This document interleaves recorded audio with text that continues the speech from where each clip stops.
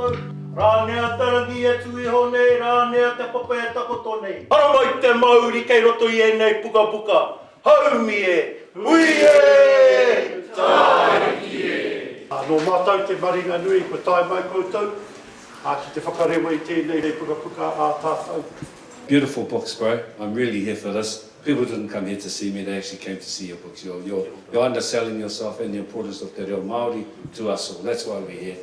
So tēnā koe rāpata for all of your beautiful work, the mahi that you put in, the years you've been in the game. First bumped into you a few decades ago. And the Reo Ora system, I think, is really legit. I'll just tell you a little story about myself. I left school at 14. Didn't really go to school much before 14, but definitely left at 14. I was at Edmund Rice, that's now John Paul here. And I was raised up on the marae with my kuia, lived on Lake Road there. It's the last house standing there on that road, on that part of the road. It's all industrial. If you look up 154 Lake Road, there's a driveway up the back. I used to live up there. After we moved out, it became gang headquarters. And then I went back to the side, my cousins took it back, and then my cousin has got the house up there now. I started school over in Whakatane, actually, in Marata. Went to school down, I was born in Paraparaumu. And even though I was a tangi brat, you know what a tangi brat is? Oh, it means you, from the tangi you go to school, and then after school you get in and you go to another tangi, and then you have a play at that, and you leave that tangi and you go to school and you go back. So I grew up kind of that way on a lot of different marae around here. But in an era when Te Reo, my dad was staunchly against Te Reo. He maumau taunga I kōrero I a kia. He maumau taunga. Kāre he pai tēnei me tātou. He used to get really frustrated. He hated education and he hated Te Reo. He just wanted everything to get away from it.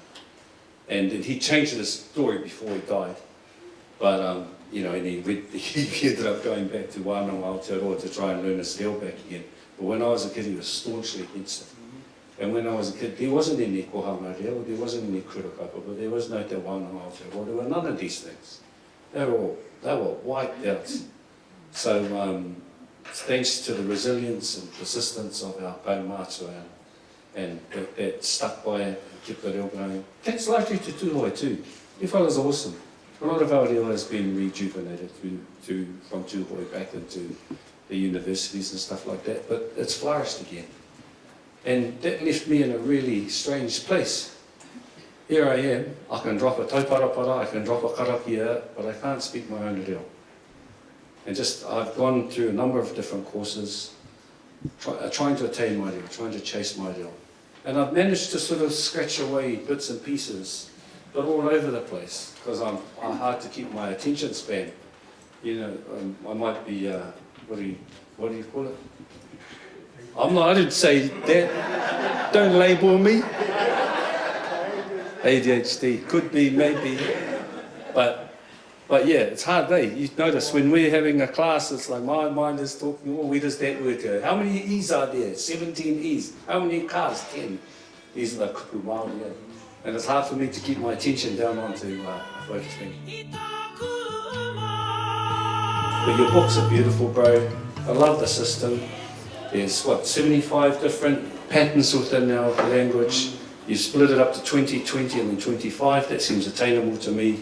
In the first book, you'll see he has wāhanga e where there's 5 different approaches. So you, like the pātu wata, you know, you can break it down. So I find your system really helpful. So when I did my first session with you, he did an assessment of where I am. And after all these years of chasing my reo, at the end of the day, I can bounce and steal bits out of level 4, and level 3, and level 2, and level 1, and I can mush them all together. So someone who doesn't speak the reo might think, oh, he's got the reo. But my assessment came out within about 10-15 minutes talk to Rapata. I'm a 1.5. Oh, that's humbling. But I know that's true, because I feel, what do they call it? They call it real shame. Hey, is it a thing? Language trauma. Language trauma. To be a fully grown man who's old enough to have grandchildren and not speak my own language, that's shame. I feel shameless. I feel embarrassed. I go into Tangihana and they expect me to get up because I'm from where I'm from, my uncle's Uncle Toby, and they know, I know I'm a tangi brat, I know tikanga, I know kawa, and, you know, I know my way around the marae, and I love my reo, and it's like that I can't stand up and speak on my own, I feel ashamed, I feel just embarrassed. But I'm sharing my embarrassment and my shame with you out of love, out of aroha for my reo. I ain't given up yet. I'm still fighting. I'm still going to get there. I hope to get to a 1.275 by the end of the month.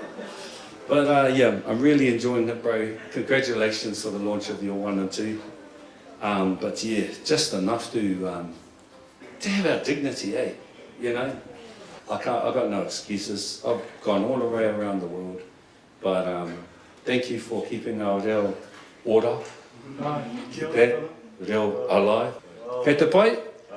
Big ups to the old native academies. Big ups to the natives. Keep it real.